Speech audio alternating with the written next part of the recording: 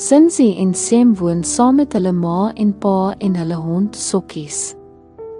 Eendag soek Zinzi oral na 'n rok. Waar is dit? Vra Zinzi. Zinzi en Sem kyk onder die bed. Waar is dit? Zinzi en Sem kyk agter die deur.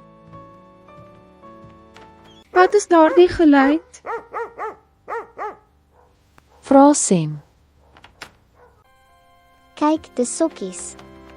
Hy lê op my rok. Sê Zinzi. Hier is jou groen rok. Sê Sem. Zinzi is baie bly. Hulle kom by die skool aan, net toe die klok lui. Hulle is baie bly dat hulle nie laat is nie.